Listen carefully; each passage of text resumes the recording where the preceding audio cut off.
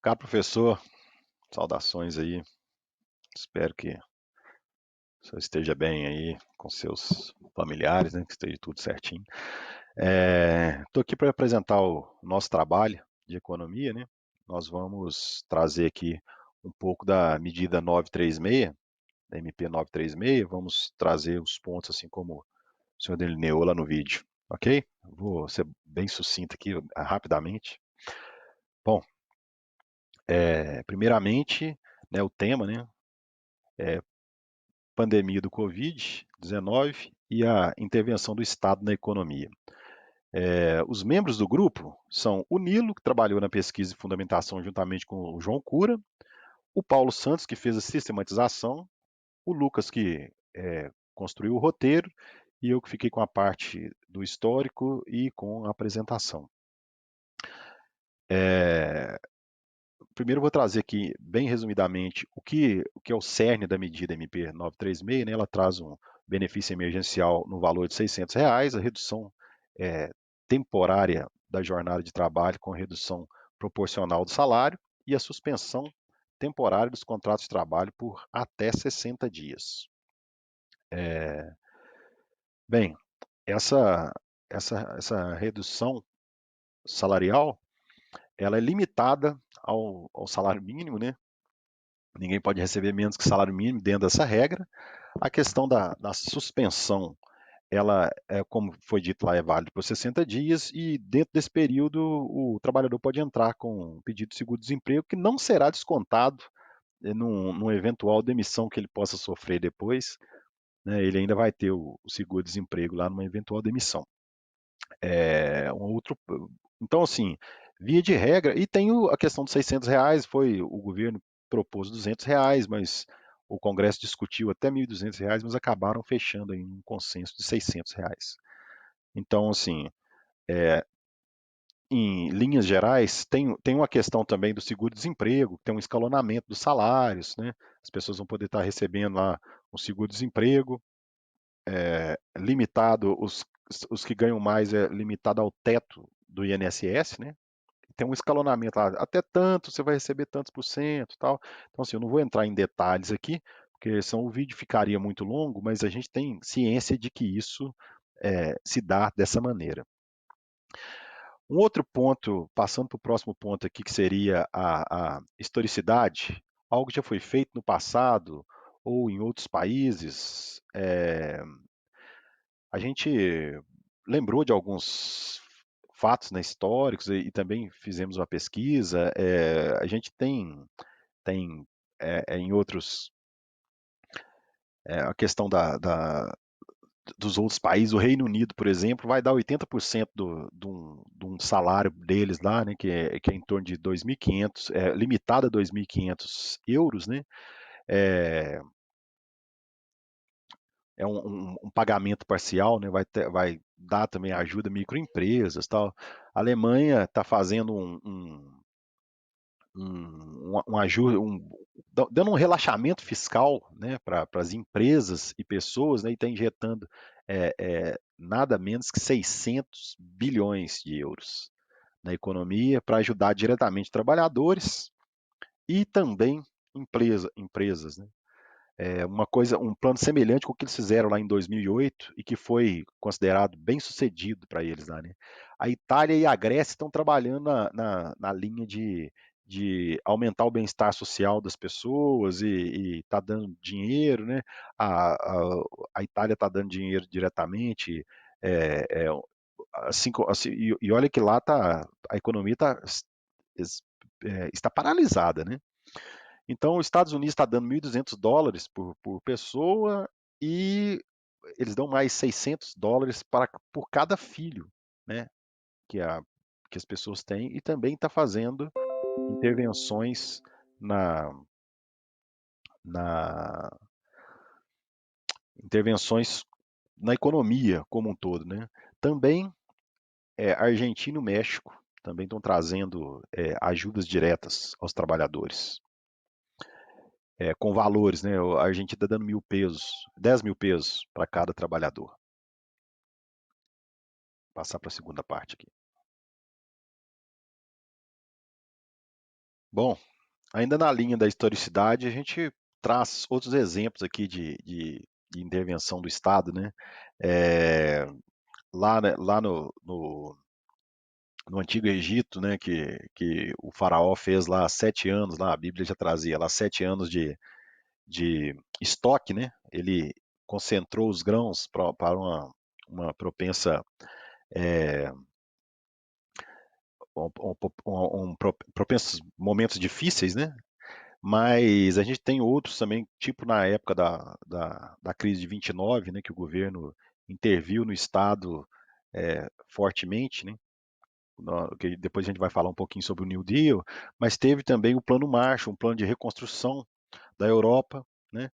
Teve também um exemplo interessante que foi na Segunda Guerra Mundial, quando o Roosevelt é, pautou as empresas, né, a Ford, a GM, para utilizarem a linha de produção para produzir equipamentos de guerra, né?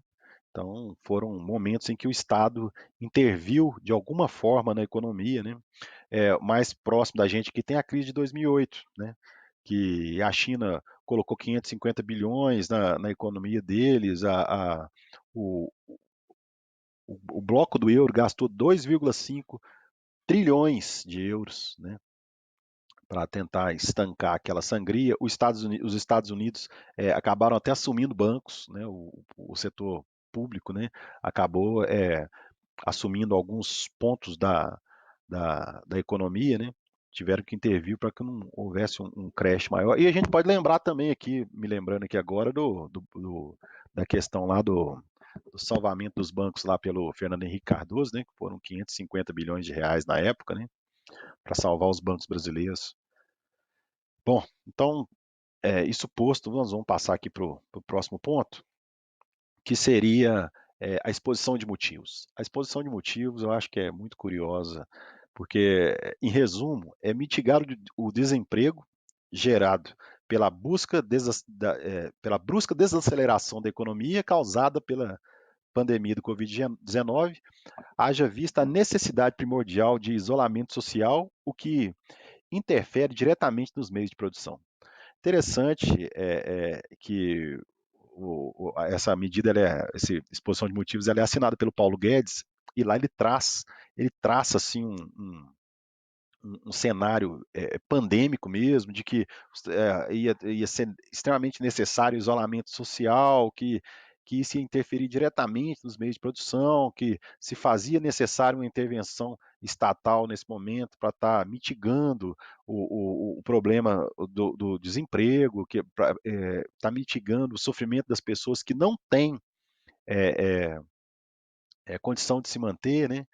Então, eu achei isso assim extremamente interessante, porque é justamente um discurso contraditório em relação ao que o governo fala. Se você olhar na televisão, o governo fala, não, que isso é uma gripezinha, que não precisa, esse negócio de, de isolamento social é bobagem, tal, chama os outros para fazer carreata, não sei o que. Então, assim, é um descolamento total. Então, todas as medidas que ele trouxe na MP, que são muitas medidas que já vinham sendo é, é, é, buscadas por muitos empresários para colocarem dentro dos acordos coletivos, tipo, muita coisa que veio também na MP 927, né, que a MP 936 só existiu porque a 927 teve vários pontos vetados, esses vários pontos estavam dentro da 927, né, questão de teletrabalho, suspensão de contrato de trabalho, redução de salário com redução de jornada, isso tudo são grandes sonhos dos empresários, né, brasileiros que tentaram emplacar muita coisa disso na reforma trabalhista, algumas passaram, outras não, e nesse contexto eles vêm trazer, num contexto de pandemia, esse tipo de coisa para os trabalhadores. Né? Como eu acabei de citar aqui as várias coisas que estão sendo feitas, como na Bélgica, na Suíça, em todos os países, aí, que as várias, os vários benefícios que estão sendo trazidos para os trabalhadores para tentar mitigar esse momento, é muito interessante que a gente dê um benefício muito pequeno para o trabalhador, mas em contrapartida, a gente traga pesos, né? Lá na Itália, por exemplo, e na Grécia também, foi proibida a demissão de trabalhadores nesse período de crise. Vou continuar na terceira parte. Continuando aqui, nessa terceira parte, eu queria contextualizar aqui, dentre aqueles benefícios que os países trouxeram, né, e países, inclusive, que estão em situação pior do que a nossa, como a Argentina, né, o México também, que não está nada bem. Eu estou trazendo aqui o gráfico da Bolsa de Valores brasileira, né, a B3. A gente estava lá em aproximadamente 115 mil pontos e de repente a gente foi parar lá em 63 mil. Embora não seja o menor valor absoluto da Bolsa, foi a maior queda desde 1929 na maioria das bolsas mundiais. E a bolsa brasileira ela sofreu mais que as outras ainda. Ela teve uma queda mais severa, né? Os mercados emergentes sofreram muito com essa queda no setor de mercado, né? Eu trago aqui também um gráfico do desemprego no Brasil, né? O desemprego no Brasil vem oscilando. A 2012 a gente tinha apenas 7,2% e hoje nós temos 11,2% e parece que caiu de 12,9 para 11,2 lá em 2017 até hoje, mas a gente tem alguns outros números aqui que não são tão animadores, né? Por exemplo, esse aqui, ó, pessoas subocupadas por insuficiência de horas trabalhadas. Então, assim, aquelas pessoas que não é, ocupam os 8 horas por dia de trabalho, a gente sabe da realidade hoje. Basta a gente olhar aí o Uber, o 99, a gente vê o tipo de trabalho informal, contratos temporários de trabalho. A gente acaba de sair de uma reforma da Previdência, então, assim, é uma retirada desse estado de bem-estar social, né, que aos poucos está sendo, foi sendo altamente, foi sofrendo grandes perdas, né, e além desse desemprego que nós temos hoje em torno de 38 milhões de brasileiros que não têm aí que estão na economia informal, né. Então, o governo aplicou esse tanto de arroxo, né, nas classes mais baixas, né, e apresenta uma solução muito mais tímida do que os demais países, né, e incrível que essas pessoas foram justamente as mais afetadas, né. Então, o cara que tem 60 anos lá, que não pode mais se aposentar, é o cara que mais é a maior vítima do coronavírus, né. Aquele cara que não tem nenhum tipo de seguridade, que não tem um plano de saúde, que não tem um FGTS, que não tem uma carteira assinada, foi altamente impactado. O que ele tem é o CPF para receber R$ 600, né? Então, assim, até que ponto, né? Depois nós vamos discutir lá um pouquinho de Keynes no finalzinho. Já estou até adiantando aqui o pensador que a gente vai encaixar, mas um contraponto, né? Contraditório isso. Pessoas da informalidade, 41,2 milhões. O governo disse que melhorou, desceu para 38 milhões. Então, assim, o Brasil tem muito mais gente para ajudar do que os demais países, né? Pessoas desalentadas, 4,6 milhões. Desalentadas são aqueles que já desistiram, são aquelas pessoas que já desistiram de procurar emprego. 4,6 milhões dizem: eu não trabalho e não vou procurar porque não adianta. E aqui, né, o governo falou que caiu um pouco o desemprego, mas enquanto o desemprego caiu aqui 0,09, subiu 1,76% a informalidade. Né? Vai para você ver, a população com carteira assinada subiu 0,9 e a população ocupada 1,76, ou seja, são os informais que estão indo para o mercado. Agora vou terminar aqui, eu vou colocar uma quarta parte que vai ser o marco teórico. Bom, para finalizar, a gente vai falar aqui sobre o marco teórico, né? E sobre qual pensador que a gente acha que mais se encaixa essa condição, né, da ajuda governamental. A gente vai contextualizar com John Keynes, né? John Maynard Keynes. O John Keynes ele acreditava que o Estado, que a política fiscal devia ser usada para para interferir na economia. Até a Grande Depressão, a ideia que se tinha era a ideia de Schmidt, né? Que o Estado poderia estar deixando de lado a economia e que o mercado se autorregulamentava, né? Isso meio que caiu com a crise de 29, sofreu um grande baque, né? Porque chegou-se à conclusão que o Estado, como ele não regulamentou o mercado foi se inflando, foi artificialmente produzindo um crescimento e que não condizia com a demanda, né, daquele momento. Então, com a queda da Bolsa de 29, o Roosevelt, em mais ou menos 1932, quando ele assumiu o governo, ele trouxe um conjunto de ministros com pensamentos keynesianos e, na verdade, keynesianos, né?